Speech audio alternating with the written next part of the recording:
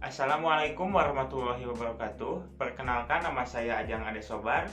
Saya dari Prodi D3 Keperawatan tingkat 2 Universitas Muhammadiyah Tasikmalaya.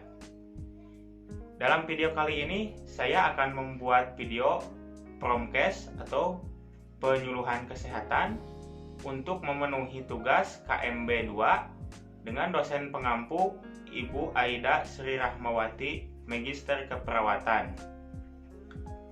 Dalam video kali ini saya akan membuat video penyuluhan tentang cedera kepala atau head injury.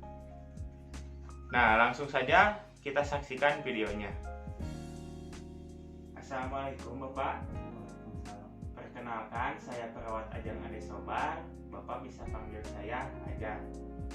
Nah, di sini saya dinas dari jam 7 sampai jam 2 siang ya Pak. Sebelumnya, nama Bapak siapa? Nama saya Gunawan. Bapak bisa dipanggil siapa?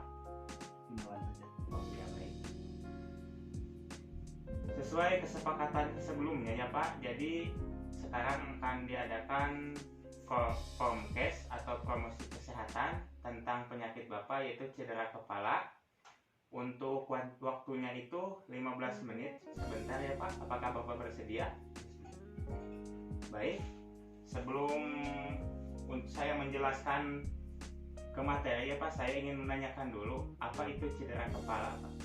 Mungkin cedera kepala akibat benturan. Oh iya, baik, bagus jawabannya. Saya akan menambahkan ya Pak. Jadi pengertiannya itu cedera kepala adalah cedera mekanik yang secara langsung atau tidak langsung mengenai kepala yang mengakibatkan luka di kulit kepala, fraktur tulang, pengengkoran, robekan selaput otak, dan kerusakan jaringan otak. Nah, untuk tanda dan gejalanya itu diantaranya ada vertigo atau pusing, mual dan muntah, pembengkakan pada kepala, ada perdarahan, penglihatan kabur, telinga berdenging, dan nyeri di bagian cedera. Nah, sebelumnya saya ingin menanyakan, jadi tanda-tanda tersebut apakah ada di Bapak? Ada. Ya. Sekarang langsung ke penyebab ya Pak. Untuk penyebab cedera kepala itu bisa disebabkan oleh kecelakaan bermotor atau tabrakan mobil, jatuh, atau ada benda tajam atau tumpul yang mengenai bagian kepala, ada yang memukul kepala bagian belakang, dan bisa juga disebabkan oleh kekerasan. Baik, sebelum melanjutkan ke materi selanjutnya, saya ingin bertanya kepada Bapak, apakah ada pertanyaan? Ada. Ya, apa Pak? Terus bagaimana cara pencegahannya? Pertanyaan yang sangat bagus ya Pak. Nah, untuk pencegahannya itu, untuk mencegah terjadinya cedera kepala sangat dibutuhkan kesadaran dari diri kita sendiri untuk menjaga kesehatan, terutama keselamatan kita dalam melakukan suatu aktivitas. Selain itu, perlu diperhatikan keselamatan kita saat di jalan raya, karena dari penelitian, kecelakaan lalu lintas merupakan penyebab paling besar cedera kepala. Penyebab lainnya karena jatuh, dan penyebab lainnya lagi disebabkan tindak kekerasan, kegiatan berolahraga, dan rekreasi. Hal ini dapat dilakukan dengan cara yang pertama, menurunkan kecepatan saat berkendara. Yang kedua, menggunakan sabuk keselamatan dan pelindung bahu saat mengemudi mobil, menggunakan helm untuk pengendara motor dan sepeda, program pendidikan langsung untuk mencegah perkendaraan saat berkendara itu jangan sampai kita mabuk gitu. Dan yang kelima, mencegah jatuh, dan yang terakhir menggunakan alat-alat pelindung dan teknik pelatihan. Nah, gimana Pak jawabannya? Ngerti. Ya, lanjut saja ya. Untuk penata laksanaan atau cara mengatasinya, untuk yang paling utama itu cara mengatasinya itu, jadi si perawat itu berkolaborasi dengan dokter atau dokter langsung yang menanganinya. Tapi kita saat terjadi kecelakaan, jadi kita juga bisa gitu menanganinya. Yang pertama itu, saat kita cedera kepala ringan dapat diatasi dengan cara memberikan es atau handuk dingin pada daerah yang mengalami trauma untuk membantu mengurangi bengkak. Jika terdapat luka, tutup dengan pembersih dengan perban bersih dan tekan selama 5 menit.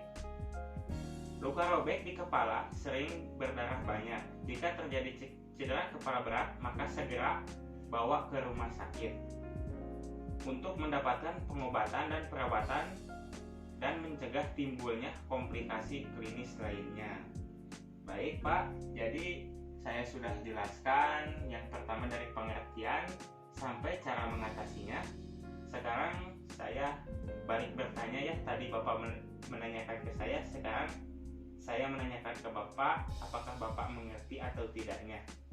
Nah, untuk pertanyaannya, coba Bapak sebutkan kembali apa itu cedera kepala, tanda dan gejala, penyebab, dan cara mengatasinya dan pencegahannya.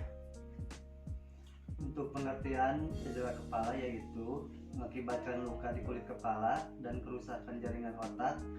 Tanda dan gejala yaitu pusing, mual, muntah, dan ada pendarahan dan nyeri di bagian cedera. Untuk penyebabnya yaitu kecelakaan lalu lintas dan memukul kepala bagian belakang.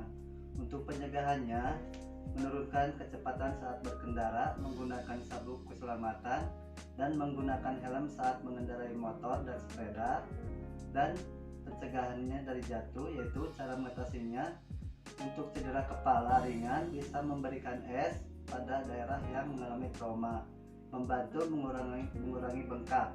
Jika terjadi kepala berat, maka segera bawa ke rumah sakit. Alhamdulillah ya, Bapak berarti sudah mengerti dan mengenal apa itu cedera kepala. Tadi Bapak menjelaskan pengertiannya itu apa, penyebabnya, cara mencegahnya, dan cara mengatasinya. Nah, sekarang saya akan simpulkan materi dari awal sampai akhir. Jadi, cedera kepala itu adalah mekanik yang secara langsung atau tidak langsung mengenai kepala yang mengakibatkan luka di kulit kepala, percucuran tengkorak, robekan selaput otak, dan kerusakan jaringan.